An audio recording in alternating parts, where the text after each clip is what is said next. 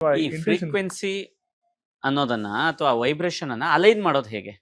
ನಾನು ಅದೇ ಸರ್ ಇದುವರೆಗೂ ಹೇಳಿದ್ದೆಲ್ಲಾನು ಮ್ಯಾಟರ್ ಆಗುತ್ತೆ ಬಟ್ ಅದಕ್ಕೆ ನ್ಯೂಮರಾಲಜಿಗಿಂತನೂ ನಮ್ಮ ಆಲೋಚನೆ, ನಮ್ಮ ಜೀವನ ವಿಧಾನ. ನಾನು ಅದನ್ನ ಹೇಳಿದ್ರೆ sir, numerology just gives you that acceleration, hmm astrology gives you that guidance. Hmm at the end of the day you have to do many things, hmm you have to do many things right. Hmm hmm hmm ಆಯ್ತಾ? ನಾನು ನಮ್ಮ ಮನೆಯವರೆಲ್ಲ ಕಿರ್ಸ್ಕೊಂಡು ಇದ್ ಮಾಡ್ತೀನಿ ಎಂದು ಮತ್ತೆ ಹೊರಗಡೆ ಹೋದಾಗ ನನ್ಗೆ ಎಲ್ಲರೂ ಪ್ರೀತಿ ಮಾಡ್ಬೇಕಂದ್ರೆ ಹೆಂಗಾಗುತ್ತೆ ಸರ್? ನಾನು ಅವಾಗ ಹೇಳಿದ ಅಬ್ಸರ್ವರ್ ಎಫೆಕ್ಟ್ ಅಂತ ಹೇಳಿದ್ನಲ್ಲ ಸರ್, ನಾನ್ ಬೇರೆಯವ್ರಿಗೆಲ್ಲ ಕೆಟ್ಟ ಮಾತು ಬೈಬೋದಂತೆ, ನಾನ್ ಬೇರೆಯವ್ರನ್ನ ಹೇಟ್ ಮಾಡ್ಬೋದಂತೆ, ಬೇರೆಯವ್ರ ಮಾತ್ರ ನಾನು ಲವ್ ಮಾಡ್ಬೇಕಂತೆ. ಸರ್ ಇದೆಲ್ಲ ಪ್ರಿನ್ಸಿಪಲ್ ಬೇಸಿಕ್ ಥಿಯರೀಸ್ ಸರ್.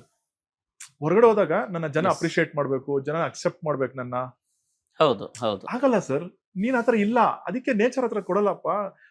ಮುಂಚೆ ಇವಾಗಲ್ಲ ನೀವು ಸರ್. ಅವಾಗ ಹೇಳ್ತಾ ಇದ್ರಿ ಡಿಸರ್ವ್ ಇದ್ರೆ ಸಿಕ್ಕೇ ಸಿಗುತ್ತೆ ಸರ್ ಅಂತ. ಇವಾಗ ನೀವು ಹೇಳಿದ ಸರ್, ಈ ಮ್ಯಾನಿಫೆಸ್ಟೇಷನ್ ಇವಾಗೆಲ್ಲ ಬಂದಿಲ್ಲ ಸರ್. ಸರ್ ಹ್ಮ್ ಉಪನಿಷತ್ಸ್ ಅಲ್ಲಿ ಇದೆ, ಹ್ಮ್ ಭಗವದ್ಗೀತೆಯಲ್ಲಿ ಇದೆ ಸರ್. ಹ್ಮ್ ಹ್ಮ್ ಸರ್ ನಾನು ಏನಕ್ಕೆ ಮತ್ತೆ ಆ ಸೃಷ್ಟಿ ಪದ ಅಂತ ಹೇಳ್ತಾ ಇದೀನಿ ಅಂತಂದ್ರೆ, ದಟ್ಸ್ ಅಬ್ಸರ್ವ್ ಎಫೆಕ್ಟ್ ಸರ್.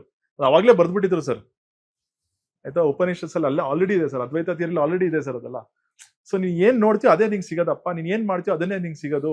ನೀನ್ ಒಳ್ಳೆನಾಗು ಒಳ್ಳೆ ಸಿಗುತ್ತೆ. ಹ್ಮ್ ಹ್ಮ್